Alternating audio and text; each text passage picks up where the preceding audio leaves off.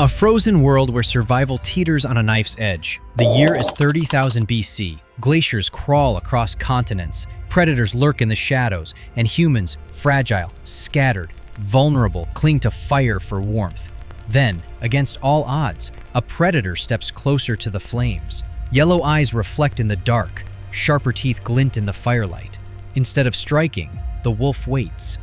A deal is born not carved in stone but etched in instinct. Safety exchanged for scraps, loyalty for life.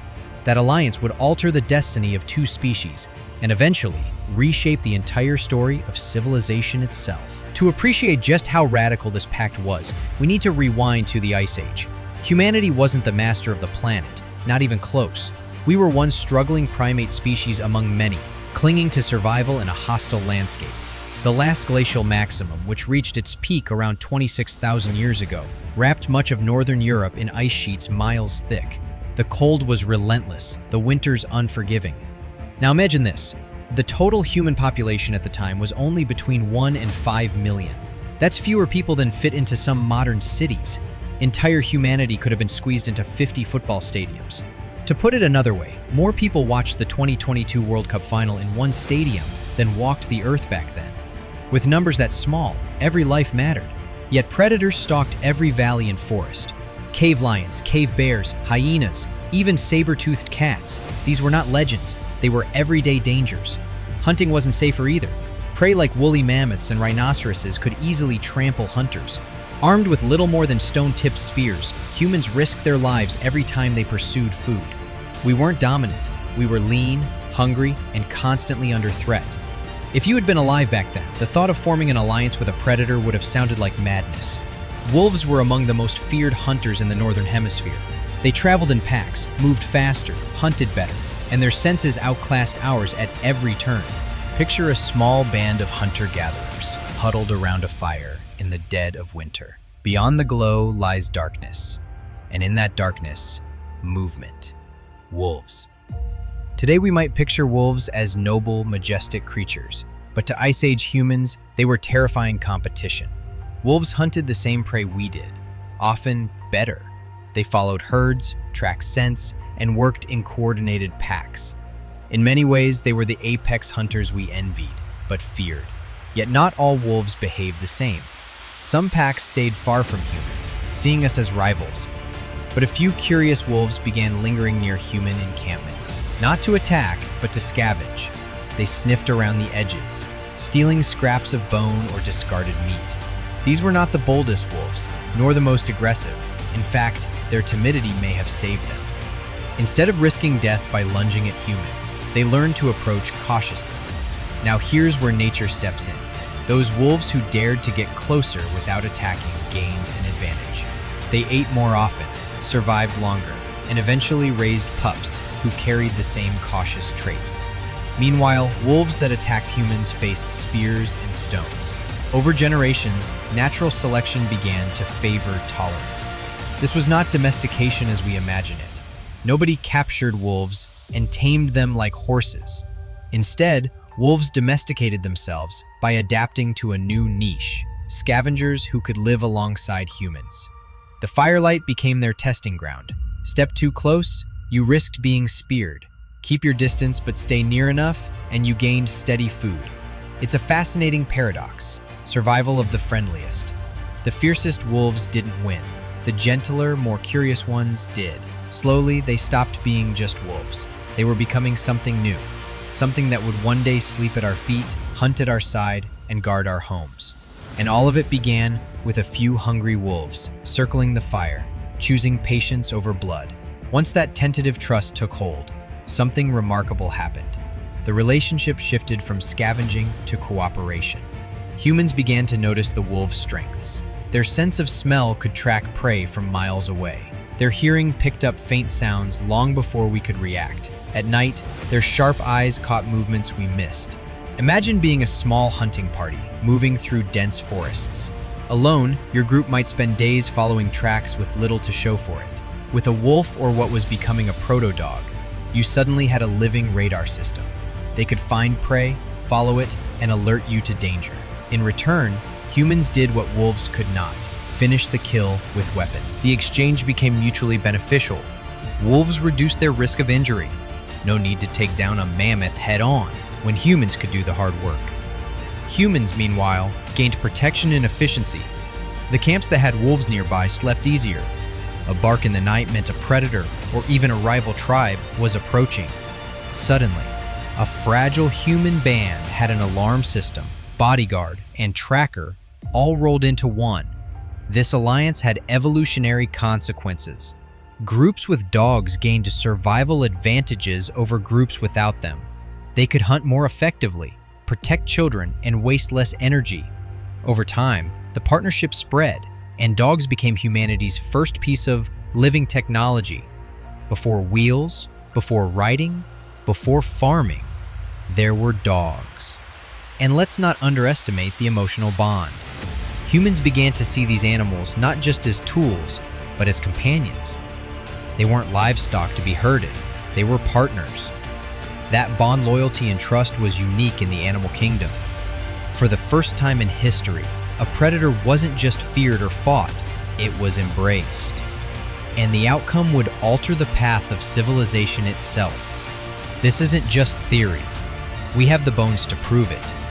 Archaeologists have uncovered sites where dogs were buried alongside humans, sometimes treated with the same reverence as family. One of the most famous is the Bonn Oberkassel grave in Germany, dated to around 14,000 years ago. There, a dog was laid to rest with two humans, showing it wasn't just seen as useful, it was loved. Across Europe, similar finds have surfaced. In the Iberian Peninsula, remains of multiple dogs show signs of deliberate burial, not disposal. These weren't scraps tossed aside, these were rituals. Humans marked the importance of dogs in life by honoring them in death. Cave paintings tell the same story. In hunting scenes, we see figures resembling dogs running alongside human hunters, chasing prey together. These were not decorative additions. They were records of reality. Dogs were already woven into human survival strategies and spiritual lives. And this bond wasn't limited to Europe. In the Americas, where humans migrated across the Bering Strait, dog remains appeared just a few centuries after arrival. That means people didn't just encounter dogs by accident, they brought them along on one of the most difficult migrations in human history. Imagine trudging across ice sheets and tundra, bringing not only your family, but your four-legged allies, because you couldn't imagine survival without them. Every bone, every carving, every painting whispers the same truth. This was more than a partnership of convenience. The science of domestication. So how did wolves truly become dogs? The answer lies in biology. Domestication is not just about behavior, it's about physical transformation. Over generations, animals bred or selected for tameness begin to change in surprising ways. Scientists call this domestication syndrome. Look at the differences. Dogs have shorter snouts than wolves, smaller teeth, floppier ears, and even varied coat colors. These aren't just cosmetic. They reflect deeper changes in hormones and stress responses. The Belyaev fox experiment in Siberia during the 20th century demonstrated this. By selectively breeding foxes that were friendlier to humans, researchers didn't just create tame foxes. Within a few generations, the animals had curled tails, spotted fur, and puppy-like behavior. Why? Because selecting for less aggression tampered with neural crest cells, embryonic cells that influence everything from pigmentation to adrenal glands. By reducing fear and aggression, you accidentally shift a whole range of traits. That's why friendliness doesn't just change behavior, it reshapes biology. It's tempting to think this alliance spread everywhere instantly, but that's not the case. The adoption of dogs varied widely across the world, shaped by ecology, disease, and culture. Take sub-Saharan Africa. Dogs weren't independently domesticated there. Instead, they were introduced later, and the relationship was complex. In some regions, they were valued as hunters or guards, but in others, they were linked with impurity or disease. Rabies and distemper, common in Africa, made dogs dangerous to keep. In such environments, humans sometimes saw them less as companions and more as risks. In Australia, the dingo offers a unique case. In the Americas, the story was equally diverse. Dogs crossed the Bering Strait with the earliest migrants, but their roles varied. In the Arctic, they became sled pullers, essential for transport across frozen landscapes. In Mesoamerica, they sometimes served ritual purposes, even sacrifices. In many communities, they were practical helpers, but not necessarily companions in the modern sense. This uneven pattern teaches us something important. The human-dog bond was not inevitable. It depended on need, environment, and worldview. Where survival strategies already worked, like persistence hunting in Africa, dogs were less essential. Where disease was rampant, they were liabilities. Where cultures valued them spiritually, they thrived. And yet, despite these differences, dogs eventually spread nearly everywhere. Every alliance has a price. For wolves, the cost was steep. The wolf lineage from which dogs descended no longer exists. At some point, those ancestral wolves vanished, replaced by their domesticated descendants. In choosing partnership, they gave up independence. Dogs lost their place in the wild. Over thousands of years, they became dependent on humans for survival. That dependency locked them into our fate. When humans migrated, they followed. When humans fought wars, they marched alongside. When humans built farms, cities, and empires, dogs adapted each time, but always through us. But the cost wasn't only ancient. Even today, abandoned or feral dogs rarely thrive as wolves again. Look at Chernobyl after the nuclear disaster in 1986. Thousands of dogs were left behind. Decades later, their descendants still live there, but they didn't turn back into wolves. Instead, they formed loose scavenger groups, clinging to the ruins of human settlements. They couldn't reclaim the structured hierarchy or hunting prowess of true wolves. They had become something else, entirely too far from wolves to return, too dependent on humans to leave. This dependency is both tragic and beautiful. Dogs traded autonomy for survival, wildness for loyalty, and in return, they gained something no predator ever had: a permanent place at humanity's side. It's worth asking, did we change them or did they change us? Perhaps both. For while dogs lost their wild freedom, humans gained a partner who reshaped our very survival.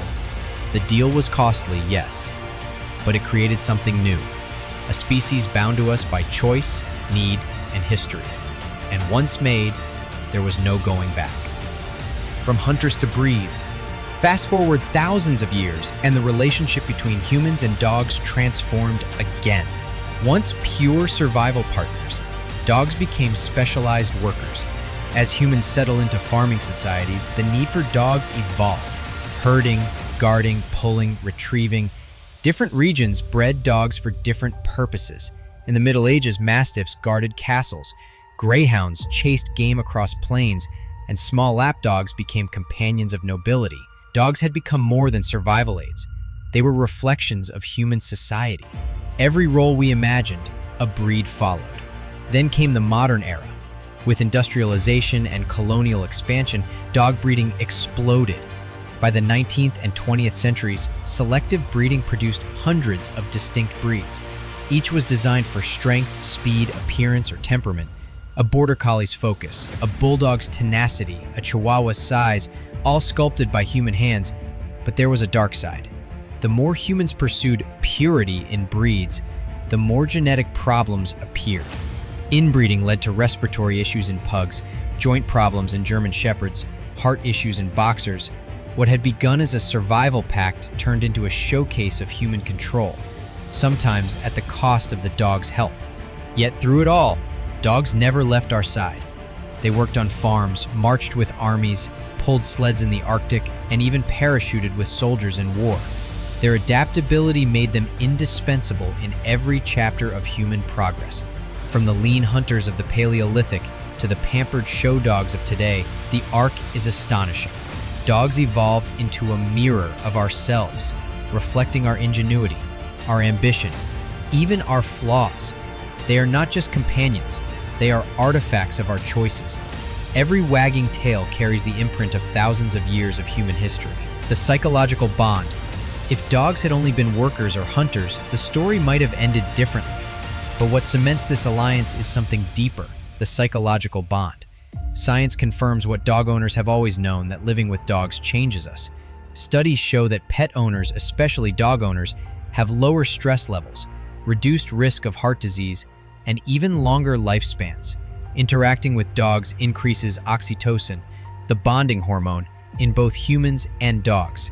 When you pet a dog, its brain lights up in ways similar to a child bonding with a parent. That isn't sentimental fluff, it's measurable biology. Think about therapy dogs. They comfort children in hospitals, veterans with PTSD, and survivors of disasters. Their presence lowers anxiety, helps people recover faster, and provides emotional stability in times of crisis. During tragedies like earthquakes or terrorist attacks, rescue dogs dig through rubble not only with skill, but with a bond that inspires hope. This isn't just science, it's legacy. 30,000 years ago, dogs helped us survive by protecting our fires and hunting with us. Today, they protect us from loneliness, despair, and fear. They are no longer shields against predators, they are shields against isolation. And in a modern world where disconnection often feels overwhelming, that may be more valuable than ever. Dogs are still doing what they did in the Ice Age, standing guard, giving us strength, and reminding us that survival is not only about food and safety, it's about connection. When you see a dog curled up beside its human, know that you're looking at one of the oldest, most enduring partnerships in history. A relationship not built on contracts or empires, but on trust, loyalty, and shared survival. So, what's the legacy of this ancient pact? It's more than companionship. It's more than history. It's a reminder of what happens when enemies become allies. The wolf at the edge of the fire could have remained a threat. Instead, it stepped closer. And in that moment, humanity's story changed. From fragile bands of hunter-gatherers, we became civilizations. And through it all, dogs were there, hunting, guarding, running, resting, and finally, curling up at our feet. They gave up their wild freedom for loyalty. Thank you for watching. Be sure to subscribe and join us for the next video, where we uncover more untold stories from humanity's past. Each episode carries us further into the mysteries of history, connecting us to the people and events that shaped our world today.